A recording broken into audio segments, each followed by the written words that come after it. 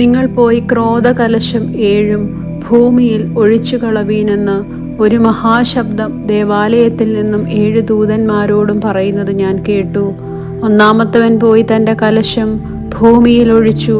അപ്പോൾ മൃഗത്തിൻ്റെ മുദ്രയുള്ളവരും അതിൻ്റെ പ്രതിമയെ നമസ്കരിക്കുന്നവനുമായ മനുഷ്യർക്ക് വല്ലാത്ത ദുർവ്രണം ഉണ്ടായി. രണ്ടാമത്തവൻ തൻ്റെ കലശം സമുദ്രത്തിൽ ഒഴിച്ചു. അപ്പോഴത് മരിച്ചവൻ്റെ രക്തം പോലെ ആയിത്തീർന്നു. സമുദ്രത്തിലെ ജീവജന്തു ഒക്കെയും ചത്തുപോയി. മൂന്നാമത്തെ ദൂതൻ തൻ്റെ കലശം നദികളിലും നീരുറവകളിലും ഒഴിച്ചു. അവ രക്തമായി തീർന്നു. അപ്പോൾ ജലാധിപതിയായ ദൂതൻ ഇവണ്ണം പറയുന്നത് ഞാൻ കേട്ടു: ഇരിക്കുന്നവനും ഇരുന്നവനുമായി പരിശുദ്ധനായുള്ളോവേ, നീ ഇങ്ങനെ ന്യായം വിധിച്ചതുകൊണ്ട് നീതിമാനാകുന്നു. വിശുദ്ധന്മാരുടെയും പ്രവാചകന്മാരുടെയും രക്തം അവർ ചിഹ്നിച്ചതുകൊണ്ട് നീ അവർക്ക് രക്തം കുടിപ്പാൻ കൊടുത്തു. അതിന് അവർ യോഗ്യർ തന്നെ. അവണ്ണം യാഗപീഠവും അതേ സർവശക്തിയുള്ള ദൈവമായ കർത്താവേ, ദിനന്യായവിധികൾ സത്യവും നീതിയുമുള്ളവ എന്ന് പറയുന്നത് ഞാൻ കേട്ടു.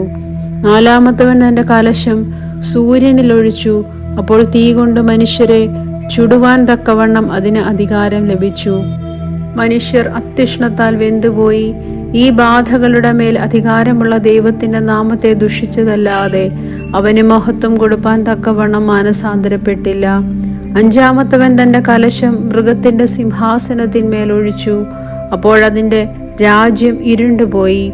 അവൻ കഷ്ടത നിമിത്തം നാവ് കടിച്ചും കൊണ്ട് കഷ്ടവും വ്രണങ്ങളും ഹേതുവാൽ സ്വർഗത്തിലെ ദൈവത്തെ ദുഷിച്ചതല്ലാതെ തങ്ങളുടെ പ്രവർത്തികളെ വിട്ട് മാനസാന്തരപ്പെട്ടില്ല. ആറാമത്തവൻ തൻ്റെ കലശം യൂഫ്രാത്തേസ് എന്ന മഹാനദിയിൽ ഒഴിച്ചു. കിഴക്കുനിന്നും വരുന്ന രാജാക്കന്മാർക്ക് വഴിയൊരുക്കേണ്ടതിന് അതിലെ വെള്ളം വറ്റിപ്പോയി. മഹാസർപ്പത്തിന്റെ വായിൽ നിന്നും മൃഗത്തിന്റെ വായിൽ നിന്നും കള്ളപ്രവാചകന്റെ വായിൽ നിന്നും തവളയെപ്പോലെ 3 അശുദ്ധാത്മാക്കൾ പുറപ്പെടുന്നത് ഞാൻ കണ്ടു. ഇവ സർവഭൂതലത്തിലുമുള്ള രാജാക്കന്മാരെ സർവശക്തനായ ദൈവത്തിന്റെ മഹാദിവസത്തിലെ യുദ്ധത്തിന് കൂട്ടിച്ചേർപ്പാൻ അത്ഭുതങ്ങൾ ചെയ്തുകൊണ്ട് അവരുടെ അടുക്കലേക്ക് പുറപ്പെടുന്ന ഭൂതാത്മാക്കൾ തന്നെ. ഞാൻ കള്ളനെ പോലെ വരും. തൻ്റെ ലജ്ജ കാണുമാറ് നഗ്നനായി നടക്കാതിരിപ്പാൻ തൻ്റെ ഉടുപ്പ് സൂക്ഷിച്ചും ജാഗരിച്ചും കൊള്ളുന്നവൻ ഭാഗ്യവാൻ. അവ അവരെ എബ്രായ ഭാഷയിൽ ഹർമഗെദ്ദോൻ എന്നു പേരുള്ള സ്ഥലത്തിൽ കൂട്ടിച്ചേർത്തു. ഏഴാമത്തവൻ തൻ്റെ കലശം ആകാശത്തിൽ ഒഴിച്ചു. അപ്പോൾ സംഭവിച്ചു തീർന്നു എന്ന് ഒരു മഹാശബ്ദം ദേവാലയത്തിലെ സിംഹാസനത്തിൽ നിന്നും വന്നു. മിന്നലും നാദവും ഇടിമുഴക്കവും വലിയ ഭൂകമ്പവും ഉണ്ടായി. ഭൂമിയിൽ മനുഷ്യർ ഉണ്ടായതു മുതൽ അതുപോലെ അത്ര വലിയതായൊരു ഭൂകമ്പം ഉണ്ടായിട്ടില്ല. മഹാനഗരം 3 അംശമായി പിരിഞ്ഞു. ജാതികളുടെ പട്ടണങ്ങളും വീണുപോയി.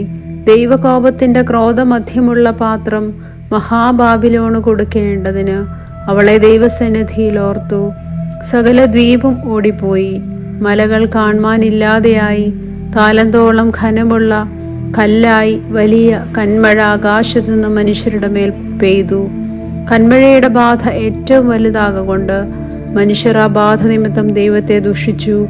ദൈവമേ, സ്തുതി നിനക്ക് യോഗ്യമാവുന്നു. ബാറയ്ക്കുമോർ.